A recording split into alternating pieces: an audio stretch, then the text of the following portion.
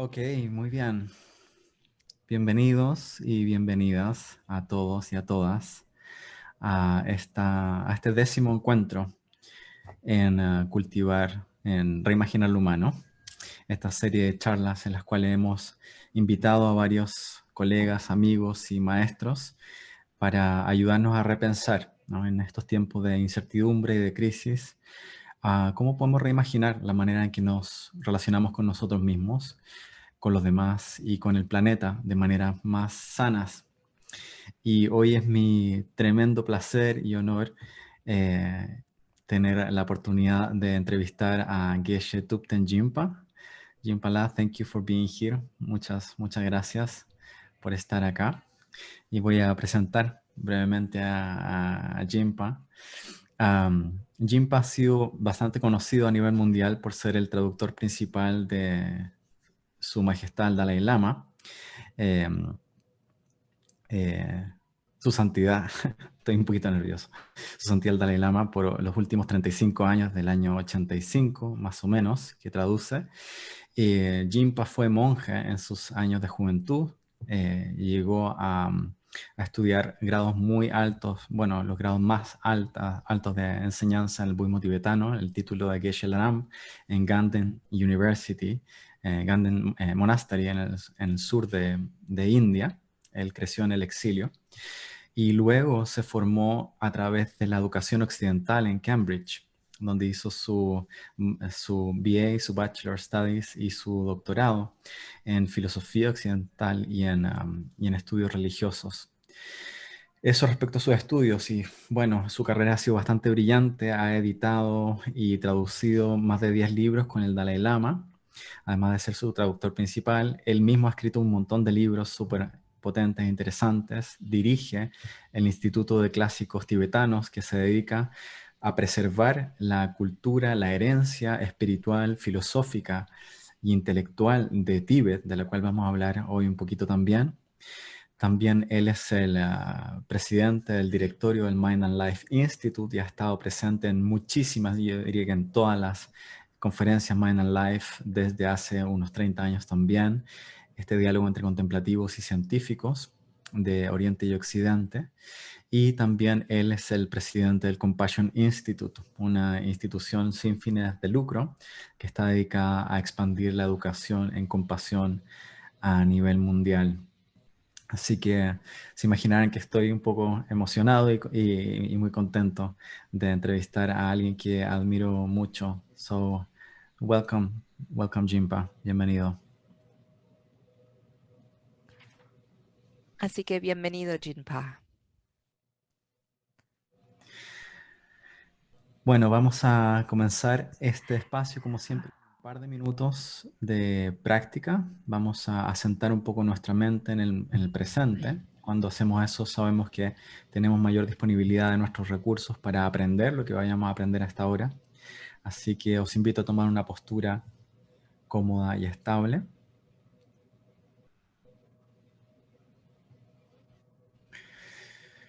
Y os invito a tomar unas 3 a 4 respiraciones profundas de limpieza, inhalando por la nariz, exhalando por la boca.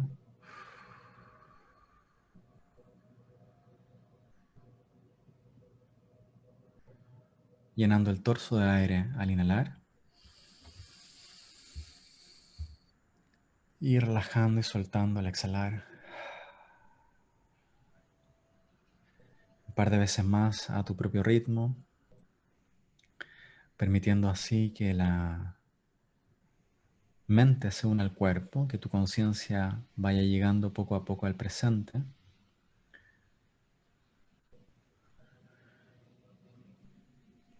Y aprovechamos este gesto también para soltar tensiones innecesarias en el rostro, en el pecho, en el abdomen.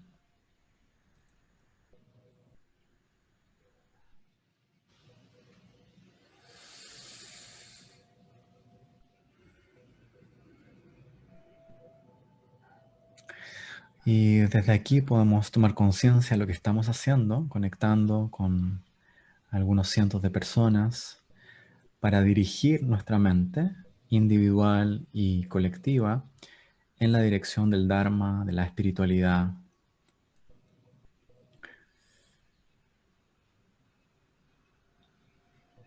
Y podemos tomar un momento para apreciar lo que vamos a hacer por esta hora. Poder conectar juntos con algunas preguntas fundamentales sobre la vida, sobre el significado del ser humano, sobre el potencial del ser humano. Y podemos finalmente generar la aspiración de que lo que compartamos en esta hora con Geshe-la, con Thupten Jinpa, traiga beneficio a cada uno de los que están aquí conectados hoy y a través de cada uno de nosotros, a nuestras familias, a nuestros amigos, a las personas con quienes interactuamos en redes sociales y así más ampliamente hacia todos los seres.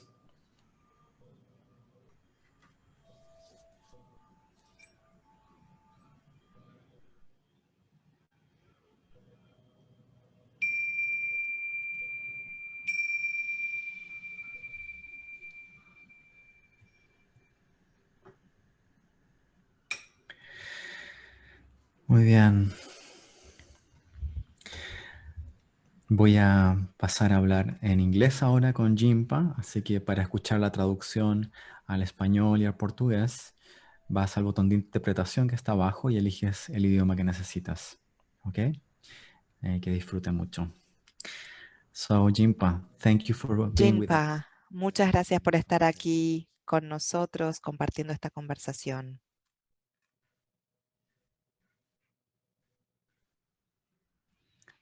Do you hear me, Jimpa? Yeah? ¿Me escuchas? Okay. Sí. Thank you for being here, for joining us. Gracias por estar aquí con nosotros en el día de hoy. Gracias por invitarme. Es un privilegio y una gran felicidad. Al principio no pude expresar mi agradecimiento por este tipo de encuentros, particularmente en estos tiempos en los que las personas necesitan entrar en contacto con conexiones sociales y si bien físicamente no podemos hacerlo, existe el peligro de sentirnos solitarios, así que brindar estas posibilidades y plataformas para comunicarnos e interactuar y también experimentar ser parte de una comunidad más grande, lo cual es muy poderoso. Muchas gracias. Y en esta serie de charlas hemos hablado sobre el enojo, la compasión, la ecuanimidad, la política, la imaginación y probablemente sea la última de este año y quisiera hacer contacto con el tema de la espiritualidad con vos. Sos un hombre que ha pasado gran parte de su vida en profunda relación con la espiritualidad, particularmente con el budismo indotibetano, como tu hogar, como tu lugar de práctica y tu religión. Pero quisiera comenzar preguntándote, ¿cómo podrías definir la espiritualidad? ¿Qué es la espiritualidad? ¿Y cuál podría ser la mente de un camino espiritual? Bueno, es una pregunta bastante complicada, pero mi sensación es que comprendo la espiritualidad en un término más amplio, como algo muy profundo, como un deseo humano de sentirse conectado con algo que es más grande de uno mismo, ya sea significado, propósito, como sea que lo llamemos. Creo que existe algo fundamental en la naturaleza humana que añora ese tipo de significado más profundo para poder buscar quizás algo que haga tu propia existencia en este planeta con una existencia con sentido. Y este es el concepto más amplio de la espiritualidad. Hay diferentes formas de espiritualidad que buscamos en la forma de religión. En cierto modo, una forma más, una expresión colectivizada de ello. Y los grandes maestros pudieron expresar esa aspiración de una forma más sistemática. Esto es una forma, pero comprendo que tiene que ver con la naturaleza más profundamente humana. Me gusta esta cuestión de la búsqueda del significado y de conectarse con algo más profundo, más grande que uno mismo, ¿no? Algunos que están en esta conferencia mandaron preguntas como ¿por qué es difícil encontrar sentido estos días? A veces se reflejan como problemas de salud mental, vemos un aumento en la depresión, muchos están en búsqueda de sentido y pareciera no ser fácil encontrarlo como ha sido en otras épocas de la humanidad. Es verdad, una de las ventajas de las religiones tradicionales es que hay orientaciones, directrices para una vida moral y el marco en el cual uno puede pensar en el sentido y el propósito. Está bastante sistematizado, así que si uno es un miembro de esa comunidad, en cierto sentido, el trabajo más duro ya ha sido hecho. Pero el desafío en nuestros días, en la era secular, es cada vez más impactado por la narrativa, de una forma positiva, que lo que ofrece las religiones. Entonces, los seres humanos se esperan que puedan encontrar ese sentido por sí mismos. Por eso, una visión secular de la vida humana es en cierto modo, es como vivir en el Brave New World de Huxley, ¿no? Y es un costo de independencia y autonomía. Y junto con la elección también viene la incertidumbre. Creo que la crisis en sentido es un hecho muy comprensible de la sociedad secular y particularmente en el mundo pluralista. El mundo está muy integrado y globalizado, entonces ahí vemos muchas narrativas diferentes. ¿Cuál elegir? Es confuso. Y a final de cuentas, cuando se trata de la espiritualidad, la emoción tiene que tener un rol fundamental, no una cálculo racional. Esa narrativa tiene que articular con vos, dialogar con vos. Entonces, la búsqueda de sentido en esta era es un desafío y eso es normal, no debería sorprendernos. Pero luego la pregunta es, ¿cómo obtenemos este significado?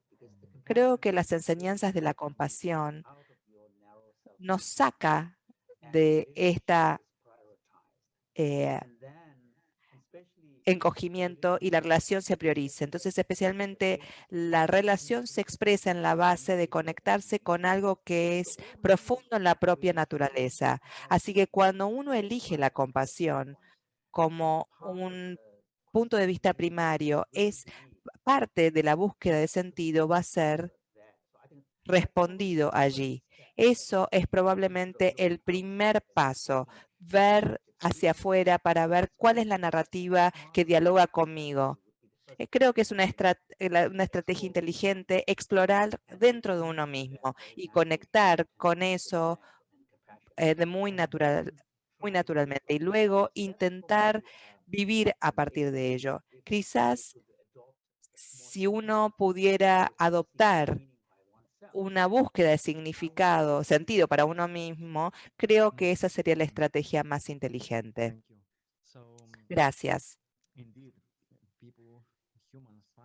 Los seres humanos aspiran a sentirse conectados, sentirse útiles para apoyar a otros y encontrar formas de que sean significativas.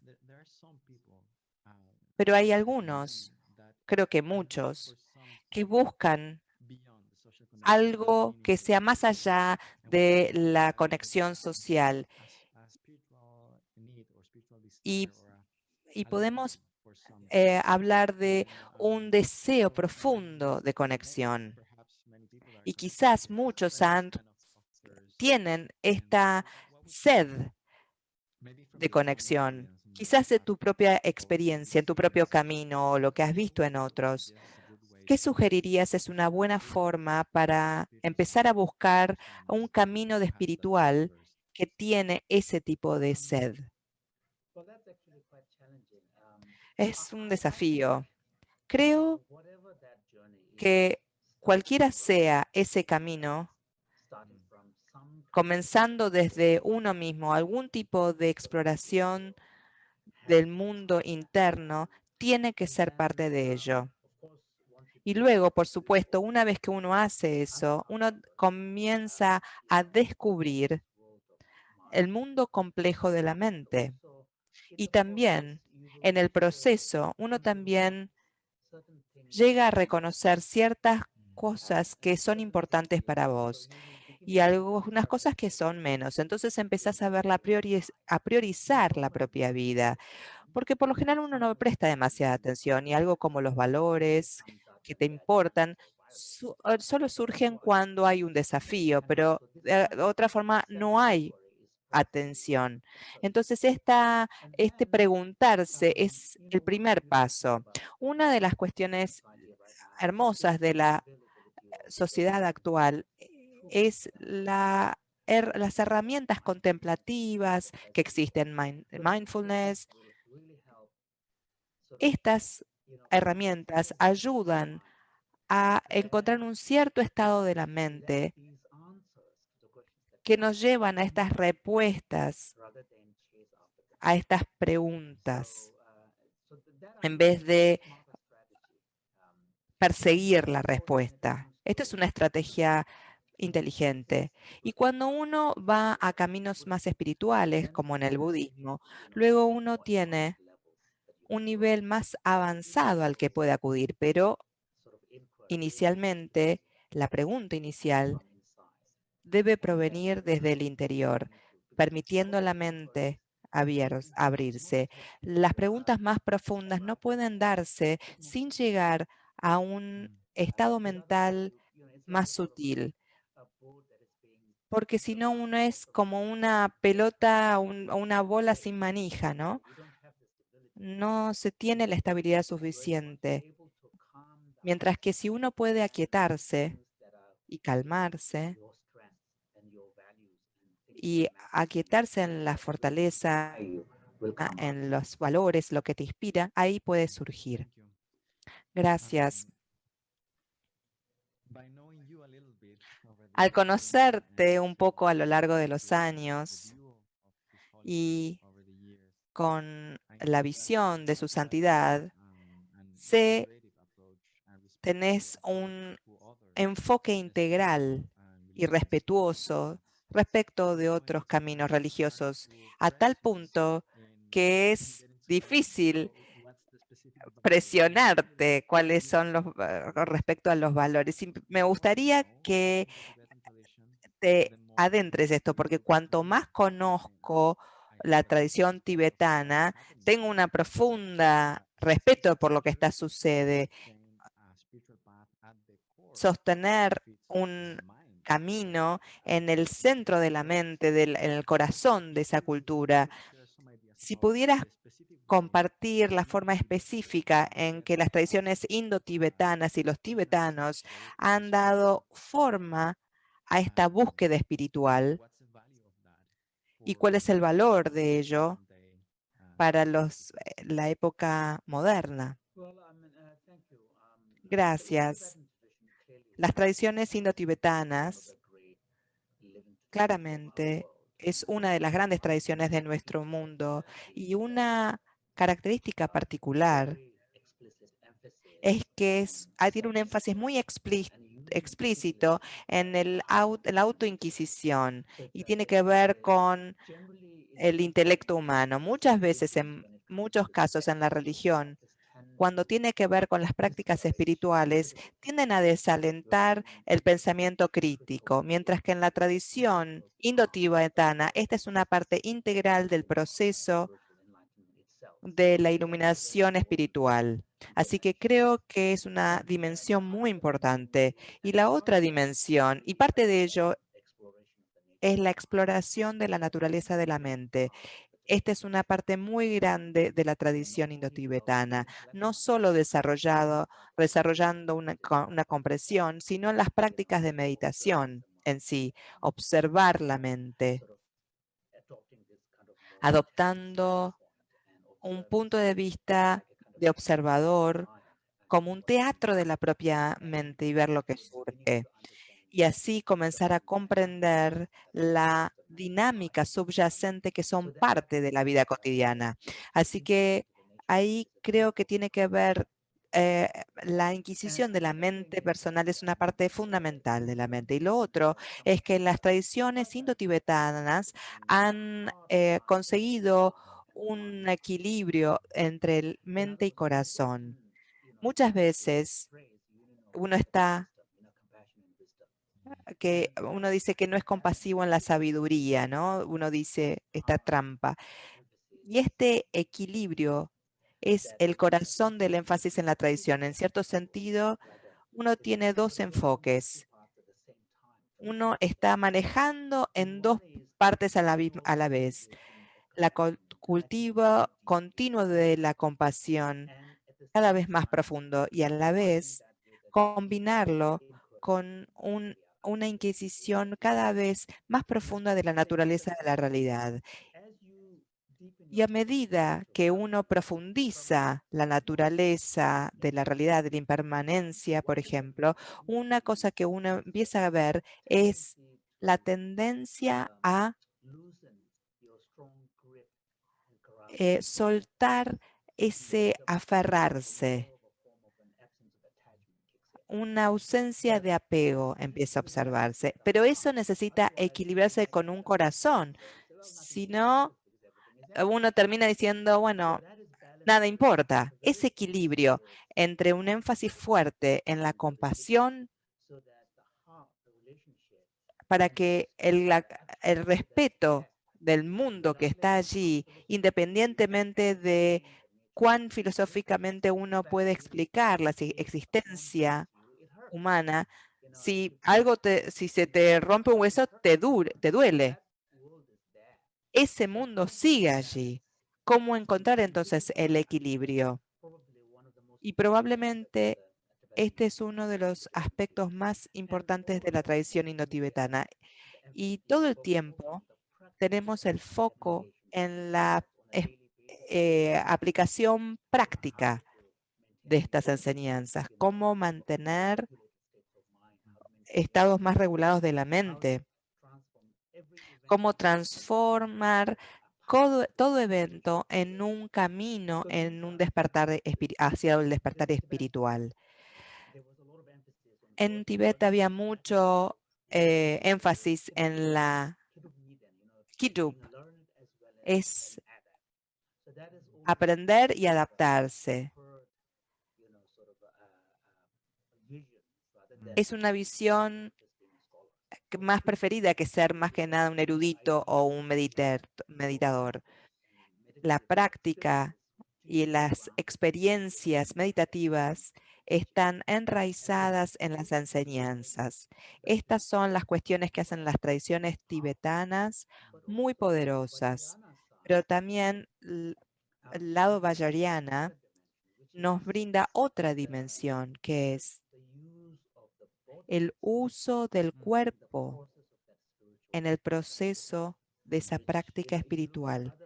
Si uno observa otras tradiciones budistas que no son vajrayana, tiene que ver con el intelecto, con la emoción, pero hay muy poco respecto de el rol del cuerpo más allá de la postura. Pero en vajrayana el lugar del cuerpo tiene un lugar poderoso, incluida la sexualidad. Lo que encontramos en las tradiciones indotibetanas es un intento de encontrar un enfoque que integre todo aspecto de quién sos como un ser humano. Esto es lo que lo hace tan poderoso. Y también en las prácticas de Vajrayana si bien este aspecto está siendo abusado, pero hay una la devoción al gurú, cuando está bien hecha, cuando es positiva, la devoción no es a la persona, sino a la idea, a la deidad. Y luego viene todas las cuestiones enriquecidas de la religión. Este es otro aspecto, pero desafortunadamente en una cultura secular existen cuestiones de poder, disparidad, que son abusados y uno puede eh, confundirse e entenderlo mal, pero la devoción al gurú trae un elemento humano muy fuerte. Aún en el mainstream, en el budismo mainstream, la sangha es una de las tres joyas y el poder que viene con la interconexión y la devoción al gurú es uno de los aspectos que trae este aspecto de la relación que es tan poderoso. Esta es una de las tradiciones tibetanas que son muy poderosas. De hecho, admiro yo, cuando uno se acerca el budismo tibetano, es abrumador. Yo lo he hecho durante los últimos 20 años y es muy abrumador por la cantidad de métodos, es tan complejo, tan rico. Así que quisiera preguntarte un par de cosas al respecto. Las tradiciones budistas no es teísta y sin embargo vemos deidades por todos lados, en templos, iconografías, todas las Manchurians. ¿De qué se trata todo eso? ¿Qué es el significado de tener todas estas deidades? El budismo no es una tradición teísta, pero como ya lo dije al principio, la espiritualidad es una parte fundamental del deseo humano que tiene que ver con hacer conexión con algo superior a uno, algo que es más grande que uno mismo. Los impulsos, entonces, que se expresan en la religión teísta tiene que ver con el ser, cómo es el ser humano. Pero en el caso del budismo, dado que ha sido muy explícito desde el inicio, porque el Buda dice, vos sos tu propio maestro y vos sos tu propio salvador.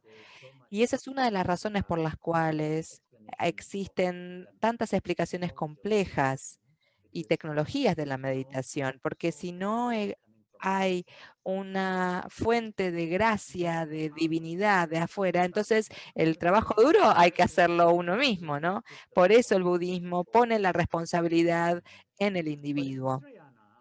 Pero en Vajrayana, algo de esta salida, este deseo de conexión con algo más grande, se expresa a través de la deidad y la práctica. Para muchos practicantes, a nivel práctico, la práctica de yoga y la devoción a esas deidades, no hay mucha diferencia a los creyentes teístas que creen en Dios. La experiencia, la devoción y la relación, la naturaleza de la relación no es tan distinta. Pero para los yogis, para quienes fue desarrollado estas deidades, saben que como Tishvara o Tara son realmente formas concebidas para ayudar a la mente humana, porque la mente humana necesita algo en que conectarse. Y las formas es que están corporizadas o hecha vida, son visiones de el estado propio en perfección. Por eso la práctica vajrayana, la deidad yogi, no es como meditador mirando a una deidad y orando, sino disolviendo la propia identidad y luego tomando como identidad humana, tomando esa identidad, deidad iluminada. Es una representación de el estado iluminado de la propia mente.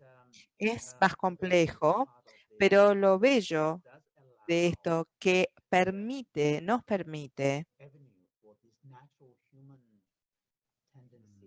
esta tendencia humana, es un espacio para darle lugar a esta necesidad de conectar. La forma que las deidades son comprendidas son muy diferentes dependiendo de la tradición. ¿Y qué pasa con la devoción en ese contexto? Porque en nuestra tradición es más complejo que eso, pero la mayoría de nosotros, cuando creamos una devoción, nos cortamos la cabeza, ¿no? Dejamos de pensar. Y esto requiere conectar con el corazón. Y esto trata de ensamblar ambos. No sacas tu mente racional, tu capacidad analítica, cuando abrís tu corazón a la devoción. Estoy impresionada por la cantidad de literatura que son cartas de amor a las deidades, a Buda. ¿Cuál es el rol de la devoción y de la inteligencia crítica en este camino? Un buen enfoque es establecer un cimiento de comprensión racional del camino budista. Existen ciertos fundamentos teóricos: compasión, policita, impermanencia,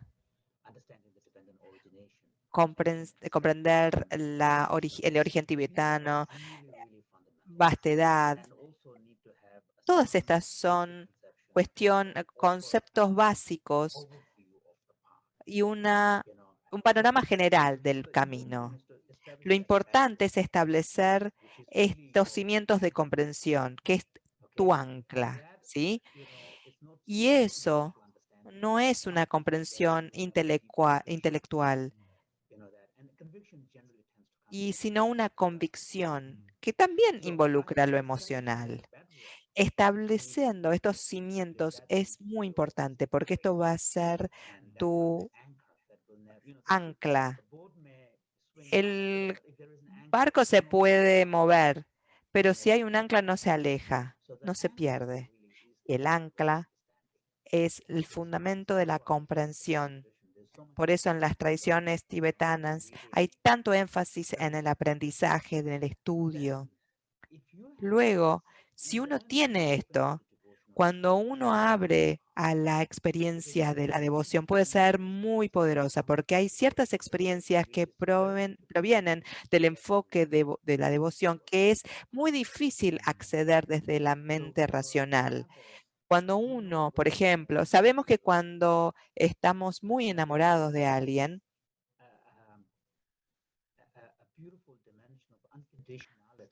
hay una dimensión hermosa de incondicionalidad en nuestra relación. Hay una dicha en la interacción.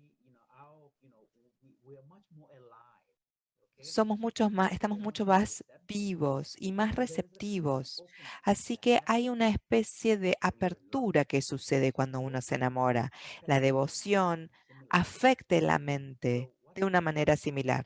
Lo que sucede en una práctica de devoción, en cierto modo, es un soltar al apego del propio ego. Por lo general, esto sucede a través de la meditación del no yo, de construyendo el concepto del yo y que tu cuerpo no sos vos, los sentimientos no sos vos, las emociones. Entonces es un proceso de deconstrucción para darnos cuenta que el yo en el que creo es un constructo. Esta es una manera de llegar al ego, pero la forma devocional de llegar al ego es abrirse. En cierto sentido, el ego se eclipsa ese poder y permite expresar esta parte hermosa de los aspectos de cuidado. Por eso, en las tradiciones tibetanas tenemos estas literaturas que son cartas de amor, como dijiste, himnos, atara, son muy poderosos y algunos de los poemas más conmovedores de los discípulos, cuando el Lama murió, recordando al gurú y diciendo, bueno, ¿por qué me has abandonado, no? Lo que sucede en esas tradiciones es que el practicante se abre, suelta el ego y permite que lo que venga, entrar en contacto con lo que suceda. Pero estos son los cimientos y no hay que abusar de ello. Y uno se puede confundir. Por ello, en las tradiciones tibetanas se hace de una manera hermosa, porque existe este enraizamiento. Y sabemos, por ejemplo, cuando hacemos los cánticos, algunos de los cánticos más hermosos, hay una quietud y silencio de la mente que uno experimenta cuando hace un cántico grupal. Esto no se reproduce fácilmente en soledad, cerrando los ojos y respirando. No nos lleva a esos estados, mientras que cuando uno está en un grupo o en un contexto de un cántico grupal de hermosos versos, automáticamente te lleva a ese estado silencioso de quietud y tranquilidad. Este es el poder de la devoción. Hermoso, muchas gracias. Y empiezo a percibir esta apertura de la mente y corazón como el potencial de los seres humanos hacia un camino espiritual. Hablamos de la analogía de las cartas de amor y el llamado al gurú. ¿Crees que hay un riesgo en enamorarse con un maestro espiritual, idealizándolo? Las personas pueden llegar a unas dinámicas de relación que no son saludables para el maestro y para el alumno, como sucede de hecho con relaciones amorosas. Sí, definitivamente. No hay razón por la cual una interacción eh, de gurú alumno, cuando hay una apertura del corazón y se comparten cuestiones muy íntimas de la vida personal, a veces las personas se pueden confundir. Así que es importante ser conscientes. Una de las cosas, los psicólogos lo llaman la proyección, ¿no? Una de las cuestiones que uno necesita tomar en cuenta, si la relación está evolucionando en una forma que tiene una dependencia fuerte, un componente de dependencia, es una señal de alarma.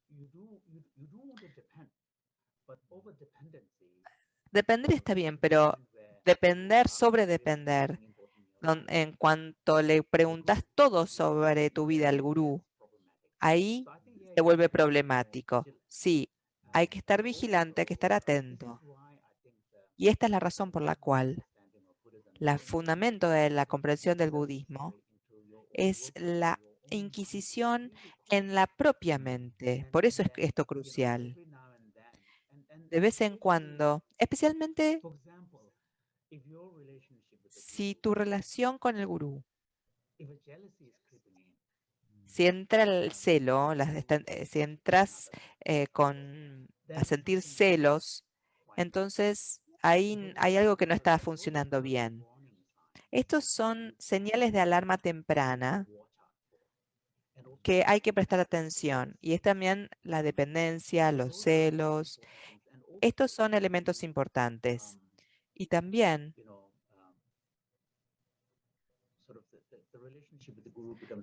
la relación con el gurú se convierte en algo tan importante que estás dispuesto a abandonarlo todo. Estos son señales que estamos desviándonos del camino. Si en la, en la tradición tibetana eh, actual, hay que asegurarse que el gurú con el que te estás relacionando sea alguien. Los seres humanos somos criaturas complejas, que tiene una motivación consciente, que sea la compasión. El gurú no tiene que estar conectado con una situación de llevarte a una situación de poder. Hay motivaciones complejas que puedan ser parte de algunas de las enseñanzas, pero si la motivación primaria de un maestro es ayudar a sus discípulos, entonces la compasión es parte de ese vínculo y esa motivación siempre asegurará que del parte del gurú que no se abuse la relación de poder. Creo que eso es importante porque cuando nos sentimos conectados a alguien a un nivel muy profundo, existe la vulnerabilidad. La vulnerabilidad es parte de esa interacción. Si no te abrís, no sos vulnerable para no ser herido a veces, pero estás compartiendo y en ese caso hay un elemento de riesgo. Pero como buen practicante necesitas llevar la conciencia, la atención, para poder observar si existen tendencias que no son constructivas, que están de alguna manera entrando sigilosamente. Es complicado, si uno no se abre a la vulnerabilidad, no obtenés nada y al mismo tiempo es un riesgo porque las cosas suceden. De hecho, en nuestra cultura moderna, líquida, muchas estructuras se han caído. No estamos cuestionando la autoridad de todo tipo, políticas, eh, religiosas, que están siendo cuestionadas. Sin embargo, en tu camino, en el budismo tibetano, es clave tener a alguien que te guíe en el proceso. Entonces, ¿cómo podemos navegar estas aguas actualmente? Que tener desconfianza en la autoridad por los problemas que han surgido y aún así tener un camino en el que sí necesitamos una guía. ¿Cuál sería tu consejo? Es una pregunta crítica para nuestros tiempos. Yo creo,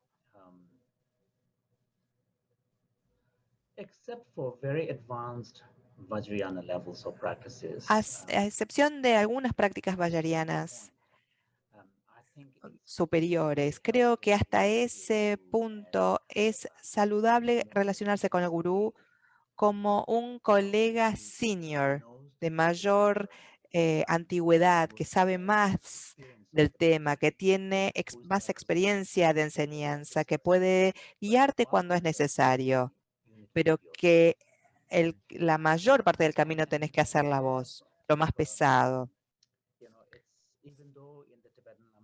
A pesar de que en las enseñanzas tibetanas dicen que tenés que seguir al gurú, al Buda, la estrategia más saludable es respetar al gurú, pero relacionarse con él más como un colega senior, como un guía y que te muestra el camino, pero confiar más en los textos, en los estadios iniciales.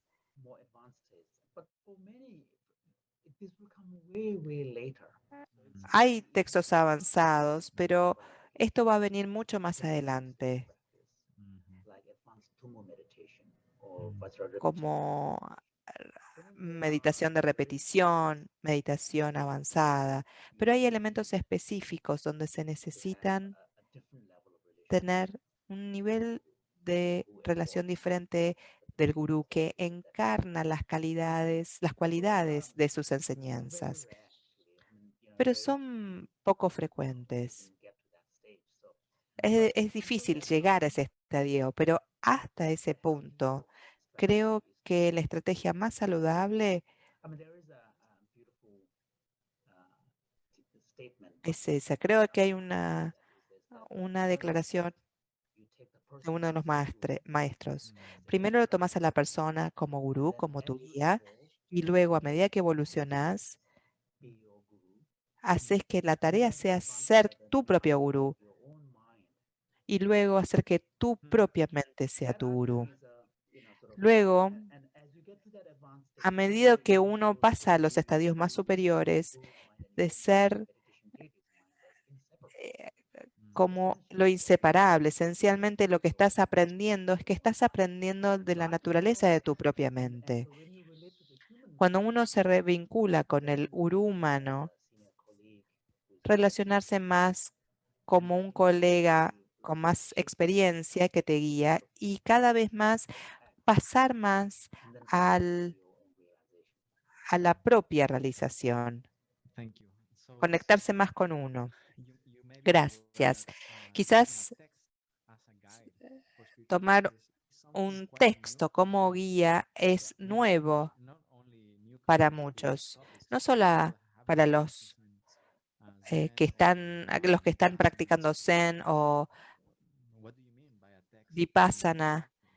¿Qué quiere decir un texto como práctica? Puede ser como gran traductor de los grandes textos. ¿Podés explicar un poco el rol del texto en la práctica? Hay diferentes géneros. Algunos son muy amplios, presentan los diferentes temas en una visión budista más amplia. Estos son parte de las lecturas que constituyen los cimientos. Pero luego hay algunos textos que deliberadamente son manuales de práctica. Estos son los que quiero decir cuando uno se acerca a los textos. Y cuando uno tiene preguntas difíciles, uno tiene que volver a los textos más amplios que les puede brindar las respuestas. Porque las respuestas quizás no estén siempre en blanco y negro. A veces las respuestas deben ser respondidas en un contexto más amplio. Ambos textos tienen que ser utilizados, pero para la propia práctica es difícil tener el lujo de ser parte de una comunidad donde el gurú vive cerca. Hay pocas oportunidades para ello. El gurú te va a dar enseñanzas, vos te vas a llevar las enseñanzas, pero luego estás a merced de de tus propios recursos, cómo viene a través de tu propia práctica. Por ejemplo, entender la estructura de las prácticas vajrayana, cómo se desarrollan, y los manuales de las generaciones de estos estados. Cuando uno tiene estas preguntas, uno puede volver a esos textos. Los manuales, las relaciones con los textos suceden a diferentes niveles. Y en el Vajrayana uno necesita ver las propias escrituras del gurú, los textos experienciales. Algunos están escritos de manera más poéticas y otras en lenguaje más eh, cercano. Si a alguien le interesa las prácticas vajrayana realmente, encontrar una estrategia es inteligente. Uno toma los fundamentos, toma la impermanencia, la bodhicitta, las diferentes enseñanzas, y luego puede elegir un sadhana. Y luego uno puede enmarcar la propia práctica en ese sadhana, porque eso empieza con, por ejemplo, la meditación. Hay una meditación de lo vasto, del vacío. El sadhana es la estructura. Si uno tiene tiempo, hay que elegir aspectos específicos. Y puede elegir parte del sadhana, pero después dedica más tiempo en algo en particular. Esto es como se hace tradicionalmente. Uno toma muchas posibilidades, pero se enfoca en algo en particular. Esta quizás sea una forma de hacerlo. Muchas de las prácticas del camino budista vemos olas de traducciones transculturales, por ejemplo, mindfulness, que comenzó con este camino gracias a Thich Nhat Hanh y Jon Kabat-Zinn, entre otros, pero hemos sido parte de una segunda ola que ha sido la compasión y el entrenamiento de compasión, bodhicitta, las enseñanzas que han llegado a la cultura occidental y ahora al sur. ¿Crees que va a haber algo como una tercera y cuarta ola de traducción de aspectos más sutiles y más profundos de la práctica espiritual en las culturas occidentales? Espero que sí. Por lo general siento que una de las enseñanzas que pueden ser secularizadas, pero que es difícil, es la enseñanza en cuanto al vacío. Puedes crear a alguien muy filosófico e intelectual, o puede ser, son simplemente enseñanzas, no es real. Pareciera que no existe haber nada entre, esto tiene sentido y te lleva a unas preguntas más profundas. Hay todo un campo que tiene un gran potencial. No sé cómo, qué forma va a tomar, quién va a estar liderando ese movimiento. Y lo segundo es, si bien hay aspectos que han sido que es un género que no ha sido secularizado. Y hay muchos recursos allí, en el Loyo, que quizás hay personas que han llevado estos conceptos ya en Occidente, pero están muy conectados al budismo, no están muy secularizados para poder comprenderlos por la gente en general. Creo que hay un recurso importante, el costado Lojong, y puede ser muy útil como un enfoque práctico a vivir la propia vida de una forma en particular. Por eso lo hace tan poderoso. Hay un ethos, pero tiene que ver con la práctica. Y Lojong obstaculiza la eh, la práctica sentada de no sentada. Dice, tu vida es la práctica. Tu vida como práctica vienen por Lojong. Creo que hay algo muy poderoso y hermoso que puede ser secularizado. Y hasta un cristiano devoto puede hacerlo. Como el cultivo de la compasión, lo puede hacer una persona cristiana. No hay conflicto con la fe propia en esos casos. El vacío, bueno, desafía cualquier noción absoluta, por eso es más difícil.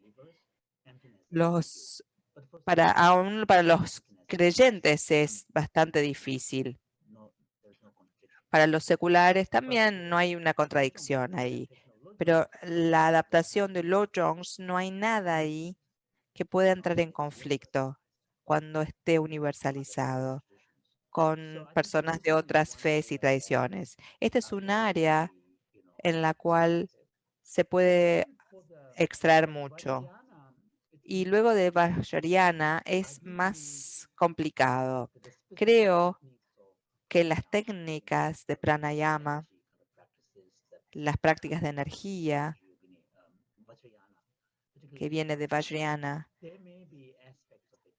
pueden haber aspectos de ello que pueden ser secularizados, parecido a cómo ha sido secularizado el yoga. De hecho, lo llamamos truco en la lengua tibetana. Lo llamamos mecánica. Estos ejercicios son una energía basada en el cuerpo, una energía mecánica. Esta práctica energética, eh, los avanzados podrían ser. Luego los ejercicios de respiración se adapta de la práctica de conciencia o de sostener la respiración o contener la respiración. Estas prácticas también en sí no hay nada religioso al respecto. Y muchas de estas tienen beneficios potenciales para la salud. Y muchas de estas prácticas tienen la ventaja de llevarnos a un estado aquietado. Estos pueden ser secularizados. Hay muchos recursos, pero prácticas avanzadas de Vajrayana son difíciles porque tienen, si uno observa Jefferson Bara, la metodología del yogi que ha tenido la visión que fue articulado con sadhana es parte integral de hacer una conexión emocional con la práctica. Y esto es crucial y es muy ligado a la religión. Así que no sé si se puede llevar a un espacio secular. ¿Crees? Pasaste mucho tiempo en otros países. Tu mente vivió muchos años con diferentes maestros de diferentes siglos. ¿Crees que hoy, Jimpa, la mente humana del siglo XXI puede alcanzar? Podemos tener palmas Sambhava, son capas hoy, están con nosotros personas como esas. Podemos tener ese tipo de personalidades. Creo que su santidad es un ejemplo muy poderoso, pero claramente es posible. No hay razón por la cual no puedan haber esas personas particularmente excepcionales.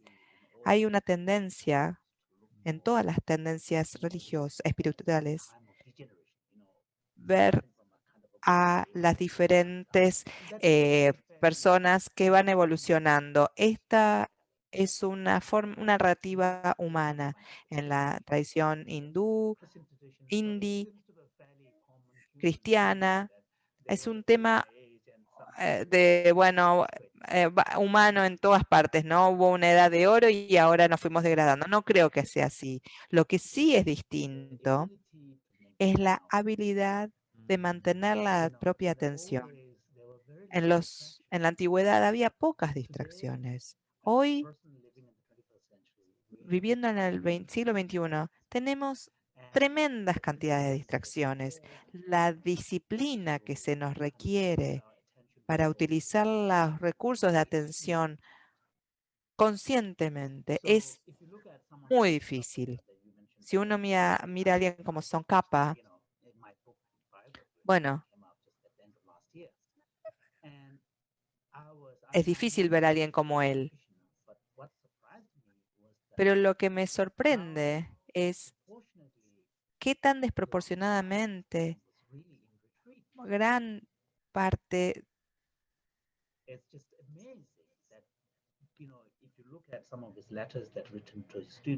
si uno observa las cartas que le escribían sus benefactores, estudiantes, muchos de ellos eh, hablaban desde ermitas o en retiros. Así que es cuestión de tiempo y poder prestar atención de calidad cuando practicamos. Este es el desafío de nuestra época. Pero no creo que seamos más débiles en la capacidad de nuestra mente. El potencial está ahí. Paso mucho tiempo traduciendo estos textos y ahora estoy terminando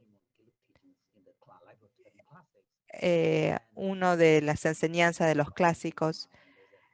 Hay un texto de Krupa Yapai, uno de los meditadores, y cuando pasan a las descripciones más avanzadas y profundas, si tuviera el tiempo, puedo casi palpar estas prácticas si yo tuviera tan solo el tiempo. La receta está ahí. Creo que es más una cuestión de tiempo y habilidad de prestar atención enfocada. Entonces, tenemos esperanza si tenemos la decisión. Y sí, hay que asegurarse que la calidad de la atención sea buena, porque si prestamos una atención a medias, no sirve. Tsongkhapa tenía esta sugerencia que el mecanismo lleva una transformación real de la mente es cuando podemos mantener o sostener una conciencia sostenida de la impermanencia con una energía de la experiencia. Es la claridad de la mente, de habilidad de mantener la estabilidad y continuarla con la aplicación constante de mindfulness en periodos prolongados. La calidad de la conciencia, fortaleza del estado consciente de cognición y la duración. Esta es la función de estas tres. Gracias, fue muy clarificador. ¿Tenemos tiempo para una pregunta más? ¿Sí? Tengo muchos amigos que están mirando este webinar o el video después. Llevan vidas familiares y muchos no saben que sos papá de dos hijas y se preguntan cómo integrar el camino espiritual, la sed espiritual, el deseo de conectar con esta visión más amplia de lo que es un ser humano o que puede ser, con las complejidades de la vida cotidiana en un contexto familiar, pagar las cuentas, alimentar a los chicos, etcétera. ¿Podés decir algo al respecto? Gracias. Muy importante, porque yo decidí dejar la vida monástica y llevar una vida familiar. En mi propia vida eh, hay que estructurar la práctica de manera tal que no dependa de la sentada formal, porque si depende de ello, se vuelve dificultoso. Hacer la vida en sí como un lugar de práctica es muy poderoso. Eso es lo más importante. Y luego,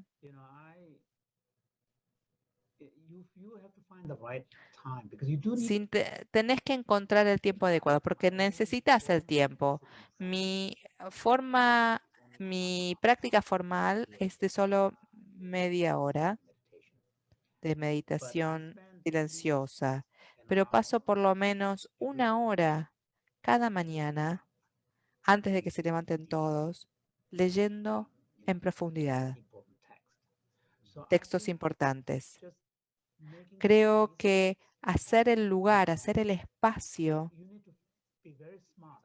hay que ser muy inteligente en el uso del tiempo, especialmente con la familia, porque lo último que uno quiere decirle es, no estoy disponible porque necesito practicar. Eso es problemático, porque los niños, especialmente cuando son pequeños, te necesitan de manera inmediata. Sus necesidades son inmediatas e importantes.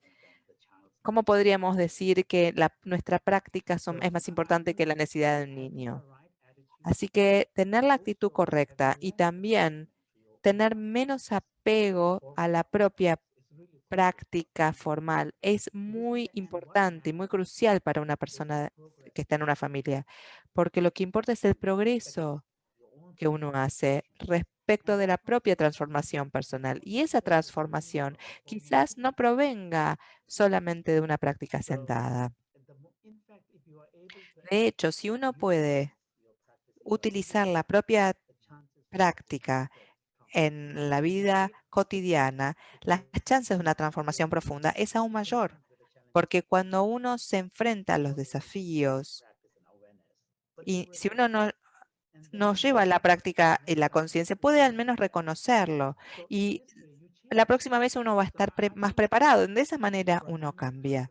Creo que para una persona de familia, creer que no tiene tiempo no es la actitud correcta. Uno tiene que hacerse el tiempo. Y si estás comprometido con la práctica, 15 minutos, 30 minutos de práctica formal es importante porque se necesita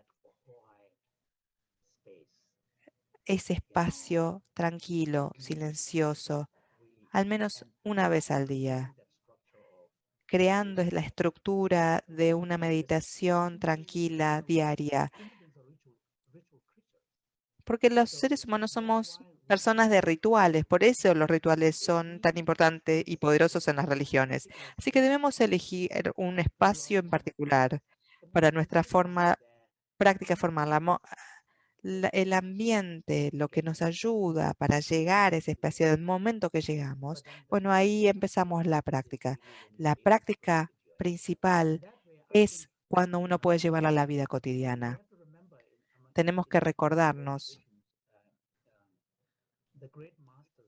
que los grandes maestros de las tradiciones, los del, no eran monas- eh, monjes, eran hombres de familia, eran yogis muy importantes. No podemos establecer esta dicotomía, ser un padre, madre o seguir una tradición espiritual. Gracias, Jimpa, es hermoso. Gracias por hacerte el tiempo, por estar con nosotros hoy. Es fantástico. Y gracias, Gonzalo. Ha sido realmente increíble en llevar esta, compartir tu propio conocimiento y compartirlo con un grupo más grande de personas y realmente ha hecho una gran diferencia, particularmente en estas épocas donde es tan importante generar un sentido de comunidad y mantener este anhelo vivo. Esto ha sido muy importante, es muy importante. Gracias por tu apoyo constante e inspiración. ¿Podrías ofrecer una dedicación?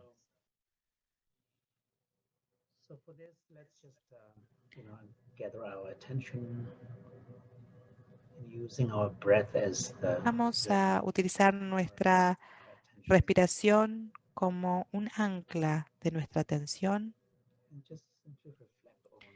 y simplemente vamos a centrarnos en cómo estamos ahora, quizás trazos de esta conversación siguen dando vueltas en tu mente.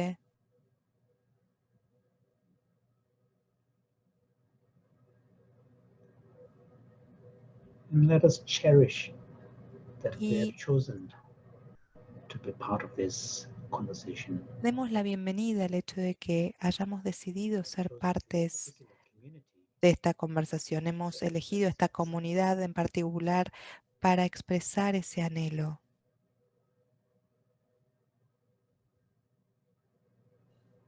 and let us dedicate whatever Y positive dediquemos cualquier energía positiva collectively contemplating these very important contemplando de manera colectiva estos temas tan importantes a lo largo de esta hora. let's dedicate that maybe in one Dediquemos conditions that will contribute towards que something good. la atención que estas tradiciones van a contribuir de una forma u otra.